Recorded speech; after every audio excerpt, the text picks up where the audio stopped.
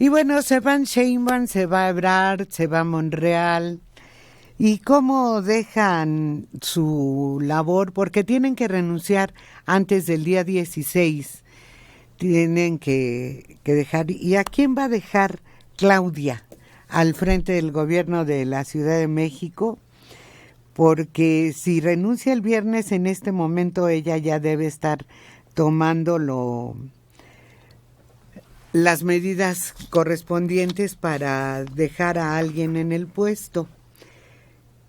Deberá ser, según las reglas, antes del 16, y ella tendrá un acto masivo de despedida un día antes, el día 15. Quiere decir que para el día 15 deberá ella presentar a quienes la sustituya en el cargo.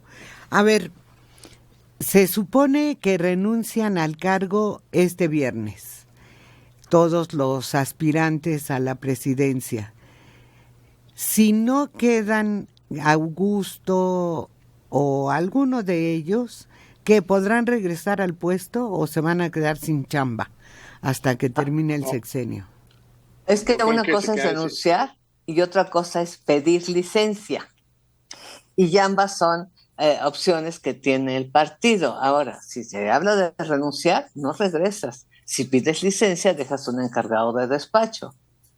Y aquí vamos a ver quién realmente está tan seguro como para renunciar y saber que el próximo paso es Palacio Nacional, o quién está tan inseguro o no quiere perderse de nada que va a pedir licencia. Porque lo que hizo Ebrard fue renunciar, no pidió licencia.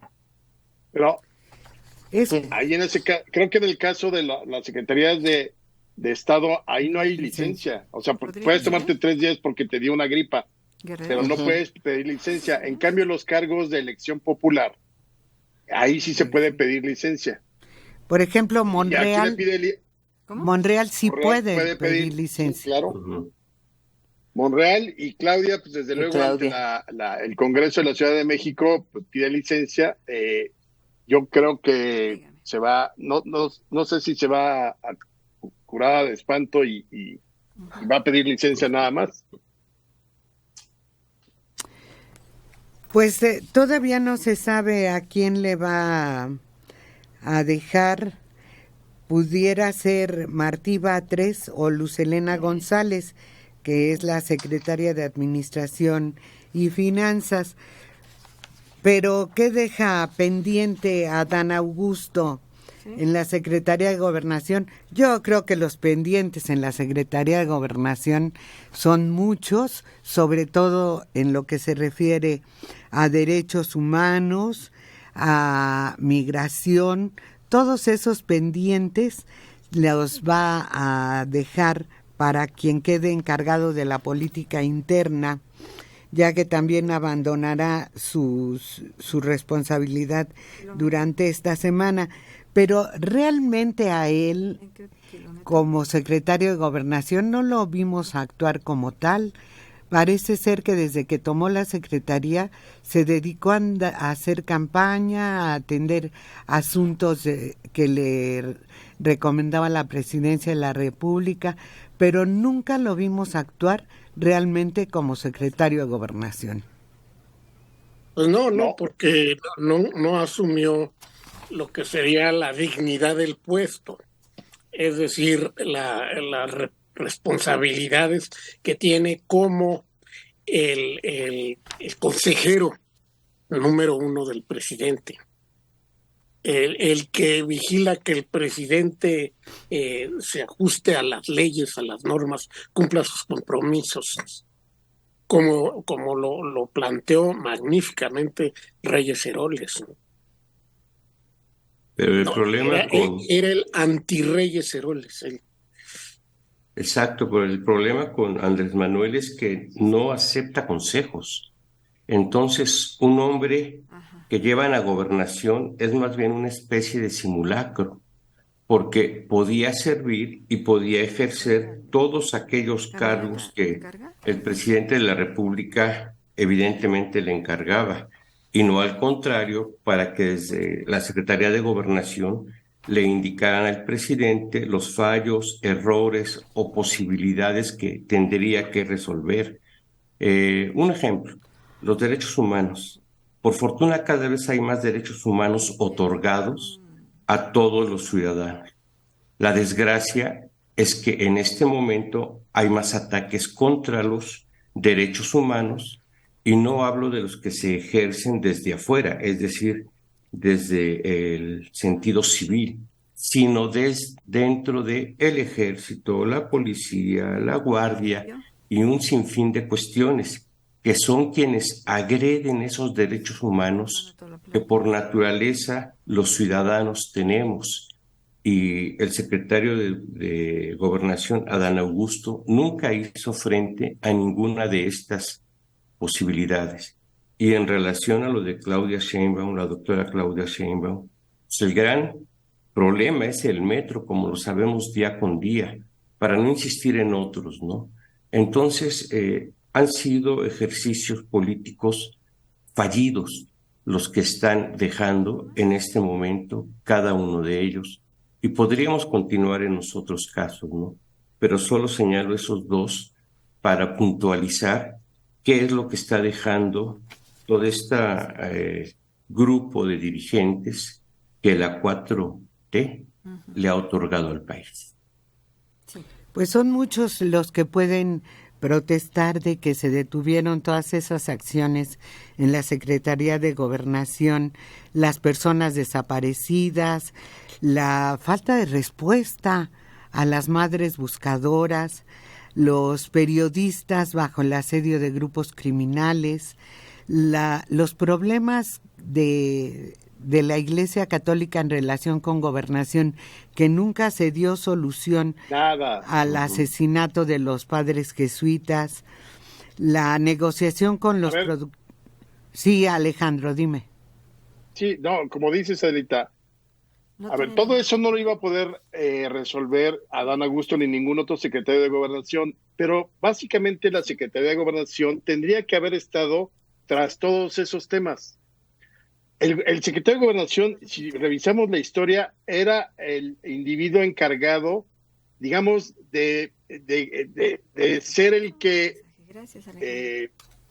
simplificara las relaciones entre el Ejecutivo y la oposición, los factores de poder o grupos que estuvieran en contra. Acuérdense, todavía era Osorio Chong cuando sale ahí de la Secretaría de Gobernación y se sube en una, creo que con los del Poli, y se sube en una camioneta y habla, se arremanga.